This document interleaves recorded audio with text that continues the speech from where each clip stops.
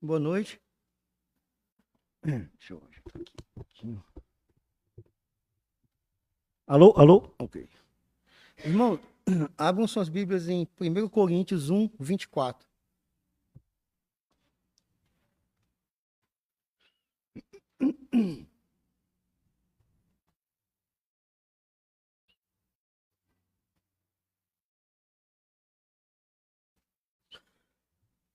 Primeiro Coríntios 1, 24 vai dizer: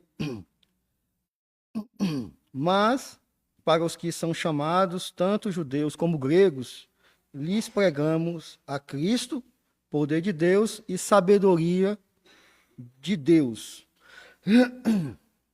Essa mensagem, na verdade, é fruto de um estudo bem longo. O título dela seria Buscando a Verdadeira Sabedoria. E este seria, o subtítulo hoje seria a introdução ao conceito de sabedoria. Deixa eu aqui inicializar aqui os meus escritos, porque são bastante. Alguém aqui não valoriza a sabedoria? Evidentemente, é uma pergunta retórica, né? Todo mundo, pelo menos, diz que valoriza a sabedoria.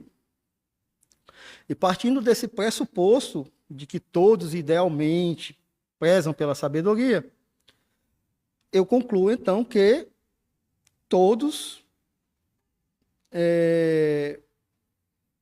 procuram a sabedoria, obter a sabedoria. Se você preza pela sabedoria, então você procura obter sabedoria. Isso aí, a menos que você não preze por ela. Ou diga que preza, mas não preza, né? E aí, a terceira conclusão desse pressuposto é que onde você busca sabedoria diz mais sobre você do que sobre a fonte de onde você busca sabedoria. Ok? Tem várias, assim, mas muita coisa sobre sabedoria na Bíblia.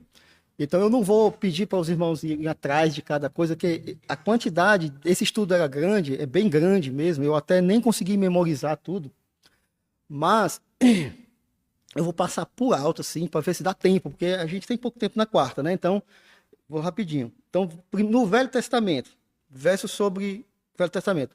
Começa principalmente Provérbios. Todo mundo sabe, né? O meu xará, ele gosta desse tema. Ele gosta desse tema. E porque o meu nome é igual ao dele, parece que o nome tem um peso nas pessoas. Então, para mim, é muito importante esse tema. Para mim, é bastante importante. Então, os dois principais livros dele, eu acho, Provérbios, eu acho o mais importante, mas eu gosto muito do Eclesiastes. E o Eclesiastes, ele fala sobre o sentido da vida, o verdadeiro sentido da vida. Ele fala pouco sobre sabedoria, mas ele fala sobre o sentido da vida. E Provérbios, ele fala muito sobre sabedoria e outras coisas. E tem muita sabedoria neles também. Então, quase tudo do Velho Testamento, especificamente sobre sabedoria, eu encontrei basicamente só em Provérbios, e aí já estava dando demais, eu parei. Então, você tem, primeiro foi Provérbios 1:7, o temor do Senhor é o princípio da sabedoria, do conhecimento. Provérbios 2, 10 e 11. Pois, quando a sabedoria entrar no teu coração, o conhecimento for agradável à tua alma, o discernimento te guardará e a inteligência te conservará. Provérbios 3, 13 a 18, esse aqui eu gosto muito. Bem-aventurado o homem que acha sabedoria e o homem que adquire conhecimento, porque é melhor sua mercadoria do que artigos de prata e maior o seu lucro que ouro mais fino. Mais preciosa é do que os rubis. E tudo o que mais possas desejar não pode se comparar a ela. Isso é bem forte, é bem pesado, né? Tudo que se pode desejar não pode ser comparado a ela. Vida longa de dias está na sua mão direita e na esquerda riqueza e honra. A gente vê que o Salomão ele teve que escolher uma coisa e ele escolheu sabedoria em detrimento de riqueza e ele obteve riqueza, né? Alguns escolhem a desonra e não a guerra e obtém a guerra. Cada um escolhe o que acha, né? Aí tem mais, né? Os seus caminhos são caminhos de delícias e todas as suas veredas de paz. É árvore de vida para os que dela tomam, e são bem-aventurados os que a retêm. Provérbios 4:7, a sabedoria é a coisa principal. Aqui, na verdade, vem de uma série de versículos, onde um deles ele fala de inteligência e outras coisas. Aí, dentre essas coisas, ele vai, no 7, ele fala, a sabedoria é a coisa principal, adquire, pois, a sabedoria, emprega tudo que possuis na aquisição de entendimento. Provérbio 8:11, porque melhor é a sabedoria do que os rubis, e tudo o que mais se deseja não se pode comparar com ela. Mas, finalmente, a redundância do que estava antes. Provérbios 9:10, o temor do Senhor é o princípio da sabedoria e o conhecimento do santo, a prudência. Aí, são vários. Aí eu vou agora para o Novo Testamento. O Novo Testamento também não é diferente, ele fala bastante. Tiago 1:5, muito conhecido, né? E se algum de vós tem falta de sabedoria, peça a Deus, que a todos dá liberalmente, e não lança em rosto, e se lhe há dada. Colossenses 2:3, para que os seus corações sejam consolados e estejam unidos em amor e em todas as riquezas da plena certeza da inteligência, para conhecimento do mistério de Deus Pai e de Cristo, em que estão escondidos todos os tesouros da sabedoria e do conhecimento. Tiago 3:17, mas a sabedoria que do alto vem é, primeiramente, pura, depois pacífica, moderada, tratável, cheia de misericórdia e de bons frutos, sem parcialidade e sem hipocrisia. Coríntios 1:24, mas para os que são chamados, tanto judeus como gregos, esse é o nosso versículo, né, principal, lhes pregamos a Cristo, poder de Deus e sabedoria de Deus. Daí vem aquela história de que Jesus é o Logos divino, que estaria em latim. Jesus é a sabedoria de Deus. Isso é muito importante, muito importante. E vocês vão ver, sabem que lá no outro versículo, ele fala que nós pregamos a Cristo crucificado, que é escândalo para os judeus e loucura para os gregos. E aqui ele complementa e diz, mas nós pregamos a Cristo, poder de Deus e sabedoria de Deus. Então, a gente já vai vendo o sentido real do que é a verdadeira sabedoria só lendo os versículos. Não precisa nem muito. Só em você fazer uma categorização dos versículos, você vai começando a entender, pela própria lei da hermenêutica da Bíblia, ela vai se explicando o sentido, né? E aí, nesse explicar de sentido, né? Esses versículos eles sublinham a importância da sabedoria, especialmente aquela que vem de Deus e sua aplicação na vida dos cristãos. Mas, se eu fosse perguntar aqui, o que é sabedoria? Definir a definição específica do que é sabedoria. Alguém saberia dizer? Especificamente o que é sabedoria mesmo? Definições são coisas muito complicadas. É bem complicado você descrever coisas, definir coisas especificamente. O que é o amor? O que é a vida? O que é sabedoria? É quase impossível você fazer uma definição satisfatória, cientificamente satisfatória, filosoficamente satisfatória de conceitos que são experiências da própria realidade que a gente tem. Então, antes da gente começar a definir a sabedoria verdadeiramente, que é a introdução do estudo maior, a gente tem que entender coisas sobre como é que a gente aprende as coisas, como é que a linguagem acontece. Então, eu vou dizer para vocês o seguinte, existem 3 elementos importantíssimos na linguagem. O signo, o significado e o referente. O signo é um elemento visual ou acústico que serve para substituir e indicar no seu pensamento, algum significado. Não se preocupem com essa definição se vocês não entenderem. Eu vou dar uma explicação que todo mundo vai entender depois. Significado é um conjunto de signos, normalmente palavras, que explicam a intenção com que o signo é utilizado. E o referente, que é o principal, é o referente. E eu vou explicar por quê. O referente é a coisa, fato ou situação do mundo real a qual se referem o signo e o significado. Ok? Por exemplo, aí vem a explicação. A palavra vaca é o signo. O significado é o seu significado no dicionário. Vaca é um mamífero ruminante, bovino, da ordem dos bovinos, com 4 patas e tal. Esse seria o significado. E o referente é uma vaca que você vê no pasto. Todo conhecimento se baseia, da linguagem se baseia nesse princípio. Tudo é assim. Entendeu? E uma vez que você entende isso, existe uma coisa aí, que é o referente. Esse referente, ele não é um signo, e ele muito menos é um significado. Ele é uma terceira coisa, um elemento extraverbal. E como todo elemento extraverbal, ele não vem com uma expressão verbal definida. Não vem com uma expressão verbal pronta. Daí a dificuldade de você definir as coisas. Entendeu?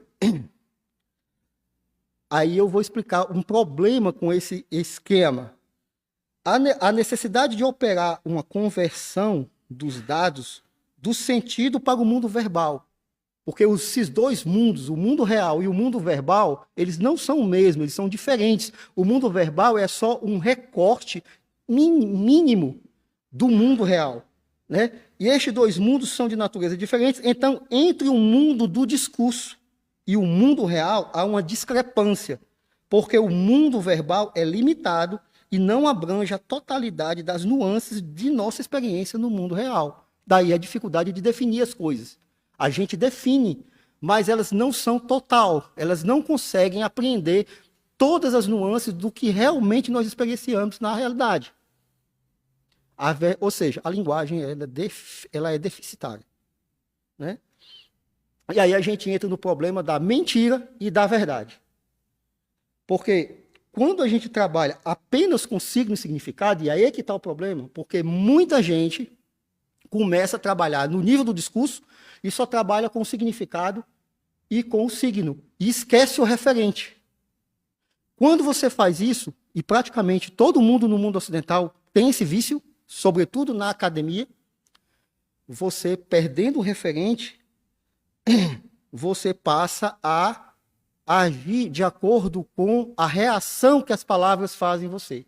Porque as palavras, elas geram reação em si mesmas. Quando você escuta palavras, você tem reações sentimentais e emocionais, de alguma forma.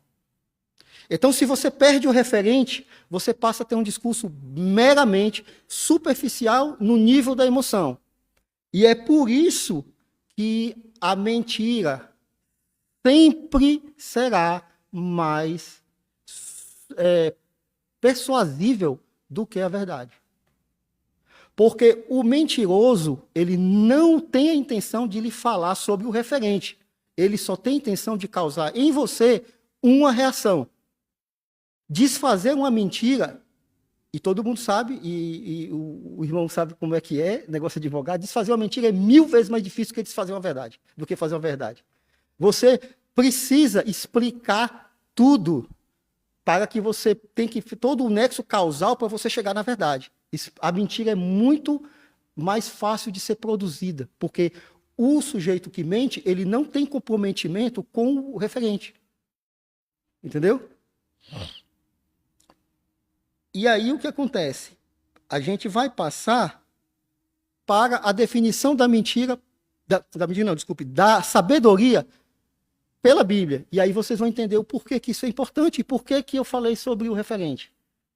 Porque vocês vão saber, basicamente, o referente. No Antigo Testamento, que foi originalmente escrito em hebraico, a palavra comum para sabedoria é chokmah. Eu não vou falar aqui como é que é, porque eles enrolam a língua. Mas chokmah seria a transliteração dela.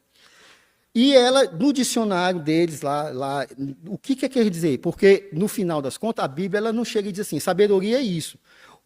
Deus, quando escreveu a Bíblia, ele não ficou perguntando, ele não ficou sendo didático para os judeus. Ele sabia que estava falando com pessoas que entendiam sobre o referente, eles entendiam do que eles estavam falando. Então, você vê que, quando a gente leu aqueles versículos, ele não estava preocupado em explicar o que era sabedoria. Todo mundo sabia o que era sabedoria. Nós não tínhamos esse problema ocidental, esse problema moderno de nós estarmos apenas ligados no discurso. Quando você falava uma coisa, eles sabiam. Tanto é que o próprio hebraico ele é muito assim. Quando o pessoal diz que Adão, quando deu o nome aos animais, ele estava falando um hebraico muito antigo. E o próprio nome em hebraico dos animais meio que remete ao próprio animal em si. Então, a língua ela está muito ligada a isso. E o nome das pessoas tem significado específico. Né? Você olha lá os nomes, eles são muito específicos. Os nossos nomes também, mas eles se perderam. Eles se perderam completamente. A gente não sabe. Os nomes ocidentais eles têm também uma raiz, mas as pessoas não têm essa consciência. Mas, naquela época, as pessoas tinham essa consciência do que as coisas eram. Né? Então... essa palavra ela é usada no contexto referindo-se tanto à habilidade prática em ofícios e arte, quanto à sabedoria espiritual e moral que provém do temor do Senhor. Entendeu? Então, Chokhmah abrange tanto o conhecimento quanto a aplicação prática desse conhecimento na vida cotidiana, especialmente no que diz respeito à vida piedosa e ao entendimento e ao atendimento da vontade de Deus. Né? No Novo Testamento, a palavra é Sofia. Sofia. Com PH, a transliteração dela. E ela diz praticamente a mesma coisa. Ela diz, esta palavra era amplamente utilizada na literatura grega antiga para descrever não apenas o conhecimento teórico, mas também a sabedoria prática, a capacidade de fazer julgamentos justos e corretos no contexto bíblico. Sofia referia-se à sabedoria que vem de Deus, uma habilidade espiritual que capacita os crentes a viverem de acordo com os propósitos divinos. Então, quando um grego escutava essa palavra, ele sabia do que estava falando, não precisava explicar. Né? Então, existe ainda um conceito complementar à sabedoria, que também é explicado na Bíblia, que está implícito às vezes e explícito em outras vezes, que é o conceito de entendimento. E aí a gente está falando de outra palavra. No Velho Testamento, entendimento é binar. Né? Eles usavam a palavra binar. Então, tinha a Chokhmah e binar. A definição de Chokhmah eu já falei. A definição de binar se refere-se ao entendimento e discernimento, ou percepção.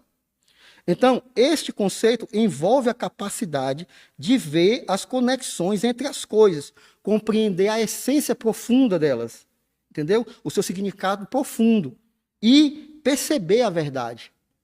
Enquanto o Chokhmah é uma habilidade de aplicar, né, o conhecimento, binar é a capacidade de discernir e interpretar as informações corretamente. Eles são conceitos complementares no Velho Testamento, e é por isso que em algum daqueles exemplos que eu dei, aparece entendimento também. Sempre aparece sabedoria e entendimento. Sabedoria e entendimento. Às vezes implícito, às vezes explícito. Então, vocês veem que a Bíblia vai definindo só pelas palavras. Binar aparece em contextos que requerem compreensão profunda, como em prover soluções para problemas complexos e interpretar a vontade de Deus a partir da lei. No Novo Testamento, né?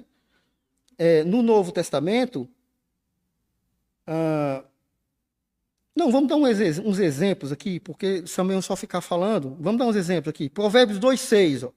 Porque o Senhor dá a sabedoria, da sua boca é que vem o conhecimento e o entendimento. Aqui, Chokhmah e binar são mencionados juntos, destacando que tanto a aplicação prática, que é a sabedoria, aplicação básica desse conhecimento, quanto a compreensão profunda, as duas coisas vêm de Deus. Entendeu? Provérbios 3:13, bem-aventurado o homem que acha sabedoria e o homem que adquire conhecimento, colocando conhecimento como uma habilidade filosófica, uma habilidade intelectual, né?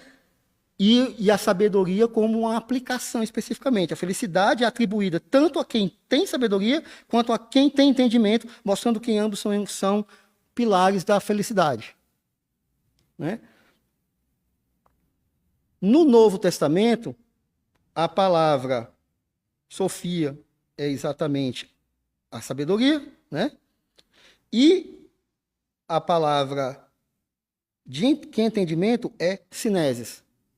Sineses é entendimento. Os dois também aparecem juntos. Eles aparecem, ó. Sineses refere-se ao entendimento, a percepção ou a capacidade de compreender e avaliar corretamente situações. É uma forma de discernimento ou compreensão prática e lógica das coisas, né? Sineses aparecem em contextos onde é necessário um discernimento prático ou intelectual para aplicar o conhecimento em situações concretas. Entendeu? Por exemplo, Lucas 2:47. E todos os que ouviam admiravam a sua inteligência. Aqui ele está usando a palavra sineses, aqui foi traduzida para inteligência. Neste versículo, sineses é usada para descrever o entendimento profundo e a capacidade de dar respostas sábias e perspicazes, como foi demonstrado na infância e na juventude de Jesus. E aí aparecem vários outros exemplos, como, por exemplo, Efésios 1:8, que ele fez abundar para conosco em toda sabedoria e prudência. Mas também está usando sineses. Se refere ao entendimento que Deus concede, complementando a sabedoria espiritual com o discernimento intelectual. Então, as coisas vêm junto, elas existem dessa forma, e então, isso eu acredito que na mente de vocês, a sabedoria e o conhecimento já fica mais claro, sem precisar que vocês deem uma definição, porque aqui nós estamos falando o quê? Nós estamos nos referindo exatamente ao referente. E se você olha o Velho Testamento, com duas palavras completamente diferentes, com sons diferentes, fonética diferente, o Novo Testamento, não sei quantos anos depois, sabe, mais de 1000 anos depois, Novo Testamento, duas palavras com outra língua, outra coisa, dizem exatamente a mesma coisa, porque se referem à mesma coisa. E quem é essa coisa? A sabedoria é quem? Jesus é a sabedoria de Deus. É o mesmo referente. Toda a vida que sabedoria é usada na Bíblia, ela está apontando para Jesus Cristo. Entendendo? Por isso que eu gosto de sabedoria, porque eu amo a Cristo. E por isso que nós devemos buscar a sabedoria. Por isso que em Eclesiastes ele fala que essas coisas, esses estudos, Deus nos deu para que nós nos exercitarmos, apesar de ser enfadonha. Então, o cristão, ele precisa levar esses conceitos a sério. Porque quando a gente não leva isso a sério, a gente não estuda a Bíblia. A gente apenas lê. E aí a gente começa a praticar aquilo que eu falei. Começa a ler as coisas, não se preocupando com o referente, mas se preocupando apenas com os significados, só com as palavras soltas. E isso não quer dizer nada. Isso não são conceitos verdadeiros.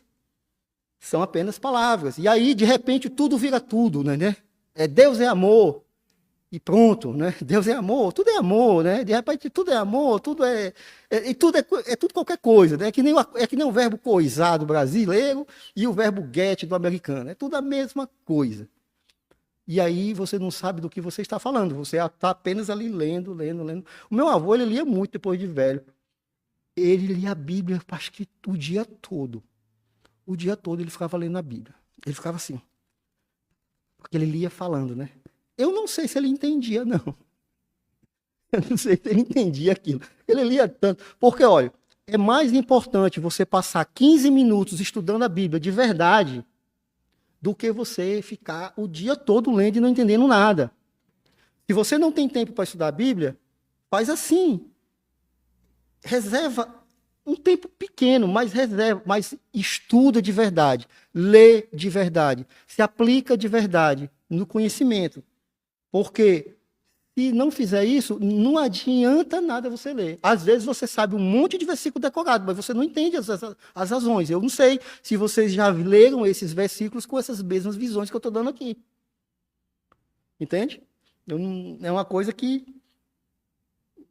eu sempre gosto de ler a Bíblia e às vezes eu vou atrás de concordâncias, eu vou atrás de alguma pessoa que faça alguma referência quando eu não entendo. Mas eu não gosto. Porque Deus diz que o Espírito nos capacita a entender a palavra de Deus.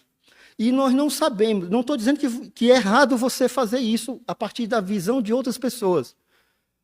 O grande problema é que se você não adquirir uma maturidade para você realmente estudar a palavra de Deus a partir do Espírito Santo, você tem a tendência de entrar e começar a apenas estudar a partir da visão de terceiros.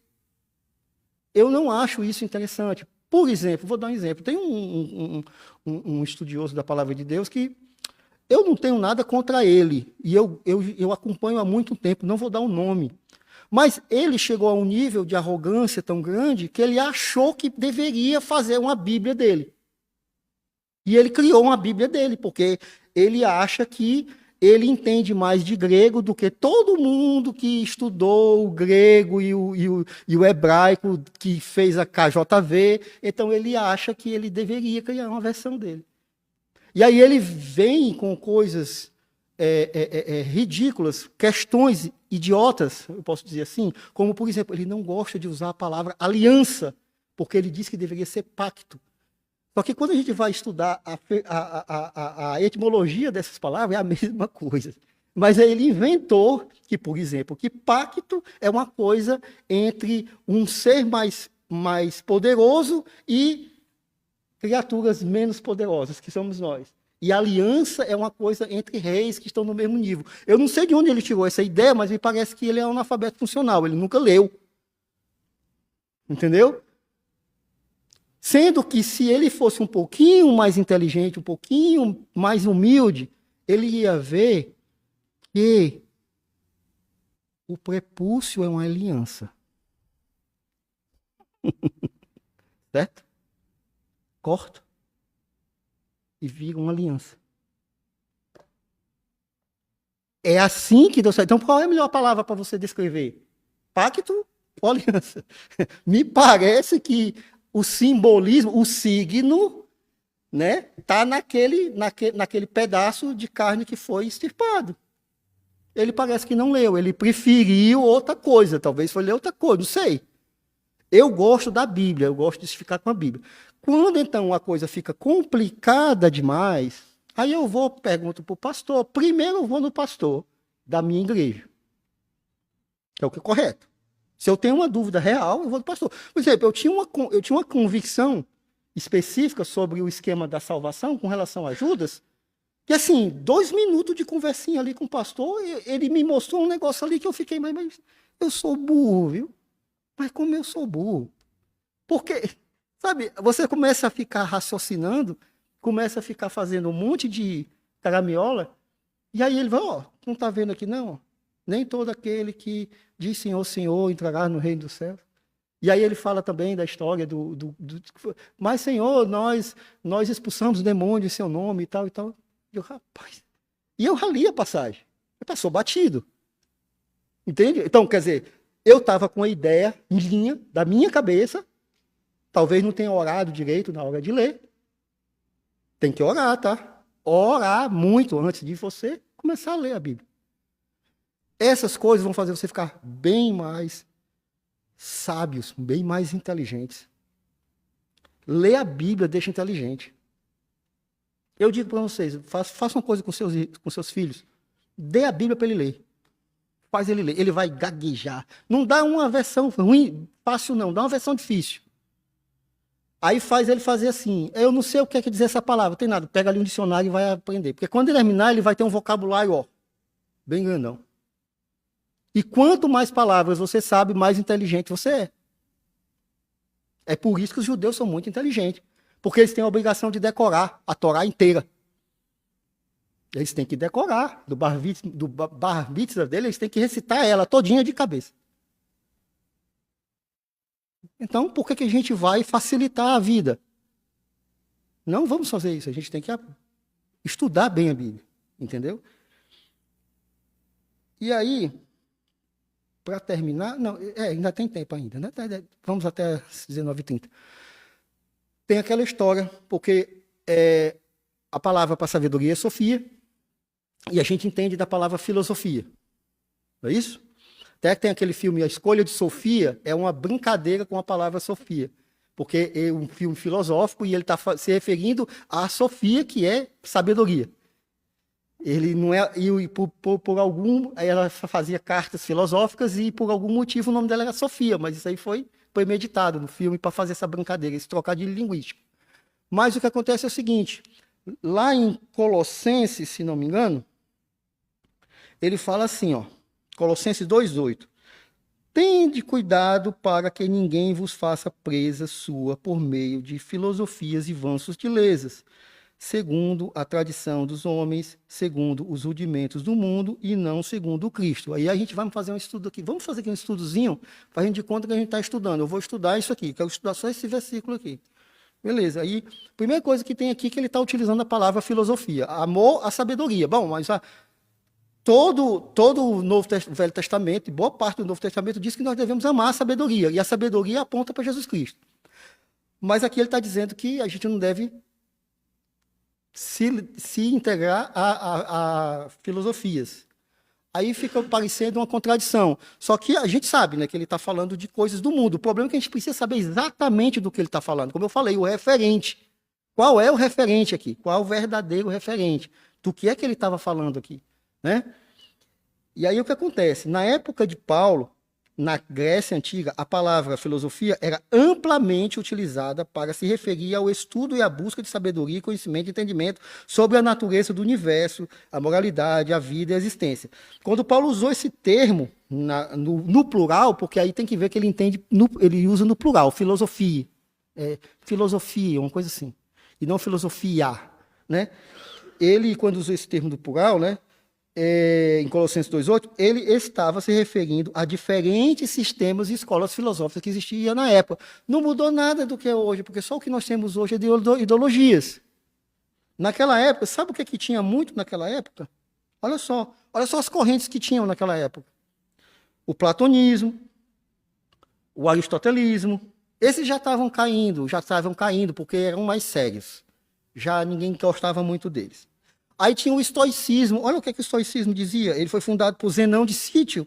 E ele dizia o seguinte: o estoicismo enfatizava o autocontrole, a razão e a aceitação dos eventos naturais como uma expressão da vontade dos deuses. Ou a vontade divina, que diga assim. Buscando uma harmonia com a realidade. Não parece ser uma coisa muito anticristã, né? Não parece, porque nós somos ensinados a aceitar a realidade, a aceitar aquilo que Deus manda para nós.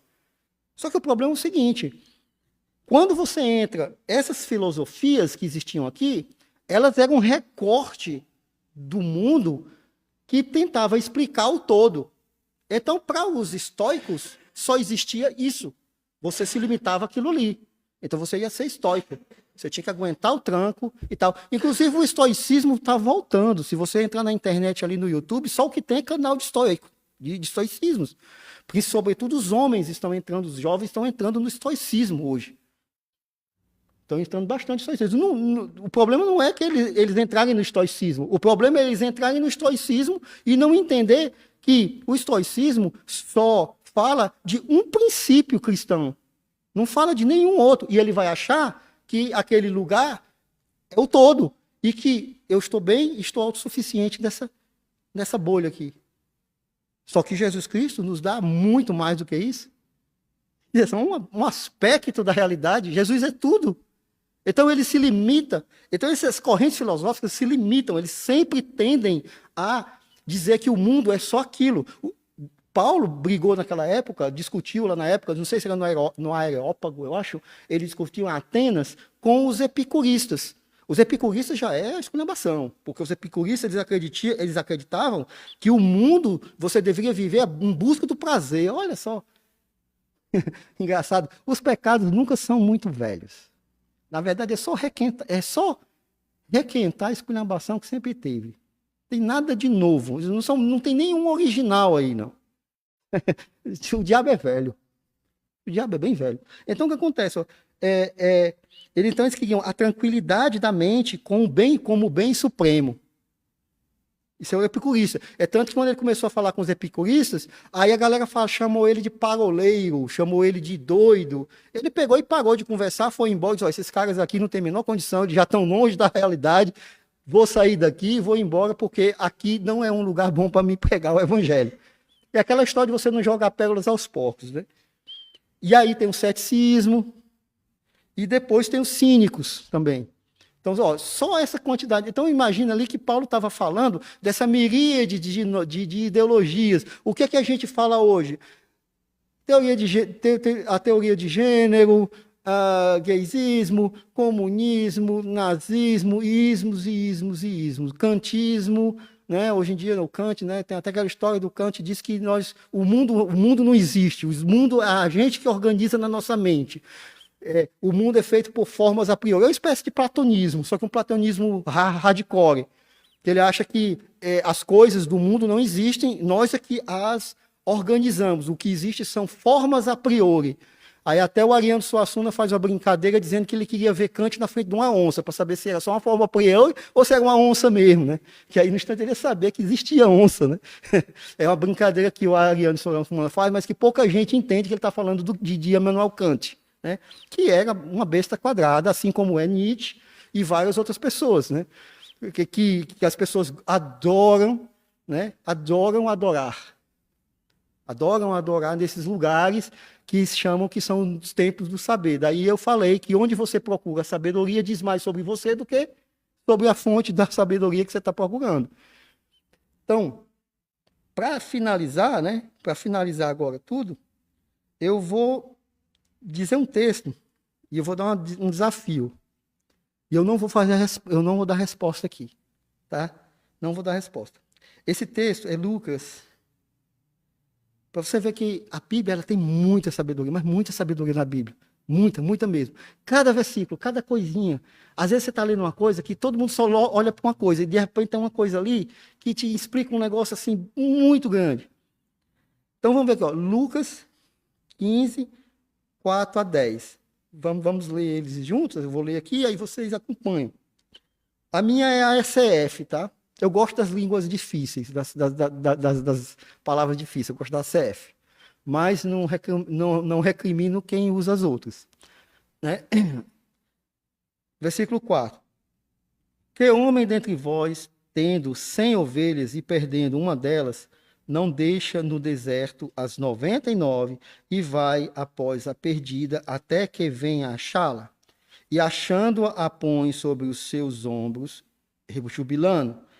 E chegando à casa, convoca os amigos e vizinhos, dizendo-lhe: alegrai-vos comigo, porque já achei a minha ovelha perdida. Digo-vos que assim haverá alegria no céu por um pecador que se arrepende, mais do que por 99 justos que não necessitam de arrependimento. Ou qual a mulher que, tendo 10 dracmas, se perde uma, não acende a candeia e varre a casa em busca com diligência até achar? E achando-a, convoca as amigas e vizinhas, dizendo: alegrai-vos comigo, porque já achei a dracma perdida. E assim vos digo que a alegria diante dos anjos de Deus por um pecador que se arrepende. O desafio é o seguinte: tem uma informação aí bastante filosófica, muito interessante, e que depende do fato de que você acredita que Jesus conta historinhas. O que é que eu estou querendo dizer com isso? Eu já ouvi gente dizer que Jesus falava por parábolas. Ele fazia metáforas, Algumas metáforas que ele fazia, eram verdadeiramente metáforas reais. como quando ele diz, este é meu corpo, esse que foi dado por vós, comer, beber e fazer isso em memória de mim, e a gente sabe que algumas denominações levam isso por um lado literal, e Deus está sendo metafórico, e, por favor, não precisa ser muito inteligente para entender isso. Mas tem gente que faz essa história de... gosta de ser literal seletivamente, né? Ser seletivamente literal, e simbolicamente seletivo também. Mas a verdade é que, você veja, Jesus Paulo diz, é a sabedoria de Deus, é o Logos divino, ele é o verbo, ele é a palavra. Olha, está tudo ali, tudo condensado desses conceitos. A gente pega e a gente já... Eu não preciso nem explicar a definição de sabedoria. Eu continuarei não conseguindo dizer uma definição específica de sabedoria, mas vocês sabem ao que é que se refere. Não precisam mais dizer. Então, se alguém perguntar o que é sabedoria, dá aí aos versículos e vai explicando isso, e a pessoa vai entender o que é verdadeiramente sabedoria. Qualquer outra coisa não é sabedoria. É conhecimento técnico, é conhecimento científico, mas não é sabedoria. A sabedoria é a capacidade de você pegar todos esses conhecimentos e utilizar para a glória de Deus e para o seu crescimento espiritual dentro da realidade, praticamente falando. Isso é sabedoria. Né? Com o entendimento, que é justamente o quê? Esse conjunto de informações intelectuais, a capacidade de você discernir o certo e o errado a partir dessa coisa. Mas Jesus Cristo não diz, se ele é essa pessoa, ele conta historinhas. Bom, a parábola do semeador é evidentemente uma metáfora, né? Porque a gente vê que tem animais, é diferente, ela não é uma realidade. Mas você não vai dizer que quando ele conta a parábola do rico e de Lázaro, ele estava contando uma historinha. Concorda? Eu duvido e faço pouco, porque eu não acredito que Deus chegou aqui para mentir. Ele está contando algo que ele sabe. É diferente de quando ele conta e ele fala que o reino de Deus é como o casamento do rei. Ele deve ter visto milhares de casamentos. Então ele fala que é como, né? Ele faz uma analogia. Mas quando ele conta a história de Lázaro, eu acredito na história de Lázaro. Porque eu acho que ele não vai contar a historinha. Ele é Deus. Bom, partindo do pressuposto que ele não conta historinhas e afirmações são afirmações, o desafio é qual é a informação aqui que é muito inteligente, muito interessante. E aí eu não vou dizer, quando eu vier da próxima vez, aí eu faço outra pregação, mas conto essa. Explico essa. Mas eu queria que vocês estudassem, para vocês tentarem entender. Porque diz muita coisa aqui.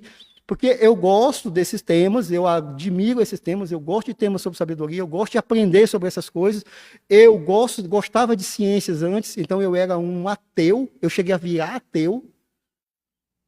E depois eu voltei, né? Isso eu estou falando assim, eu consegui ficar ateu assim, 16, 17, 18. Eu era ateu comunista, ateu científico, cientificista, né? Saí da igreja. E depois, entendeu? Aí eu volto e pela sabedoria, pelo estudo, peraí, isso aqui é verdade. Isso aqui é verdade. Aí quando eu entendo que isso aqui é verdade, eu digo, peraí, então está tudo errado. Isso aqui está certo. E aí, todas as outras coisas que eu estudei, eu passei a verificar a partir de uma ótica bíblica. Não existe ciência verdadeira se ela não obedece à ótica bíblica. E aí é por isso que eu gosto desse versículo aqui. E tem mais uns outros 2 ou 3, e essa parte de Lázaro tem alguma coisa a ver com isso aqui também. E aí, eu digo para vocês depois o que é que é. Eu não sei se alguém chegou a essa conclusão, tá? E eu não sei se alguém depois, como pastor, vai chegar e dizer, você está errado. Isso é uma conclusão que eu tirei. Tá? Isso é uma conclusão que eu tirei. Existem várias correntes que acreditam nisso de uma forma e outras que acreditam de outra forma. Isso tem a ver com a ideia de se Deus é ou não ato puro, por exemplo. De São Tomás de Aquino, que diz que Deus é ato puro. E aí eu teria que explicar essas coisas todas. Então, é o desafio de vocês tentarem estudar do que é que eu estou querendo falar aqui e o que informação aqui que está aqui no meio disso aqui. Rapaz, isso aqui é interessante. Aí você vai encontrar isso em vários outros, inclusive no Velho Testamento, e aí eu digo, é isso mesmo. É isso mesmo. A estrutura é essa. Eu não vou mais dizer mais nada, não, senão vocês vão acabar dando a resposta. Então é isso, vamos nos dividir para orar e que Deus nos abençoe. Vamos orar aqui agora e a gente para. Senhor Deus e Pai, te agradecemos por esse momento aqui, que possa ter proveito, Senhor Deus, que os irmãos aqui na internet e quem estiver assistindo tenha consciência, tenham conseguido entender tudo, Senhor Deus, para que a tua palavra não volte vazia. A gente sabe que não volta de forma alguma, então é isso que nós pedimos e esperamos em nome do teu Filho Jesus. Amém.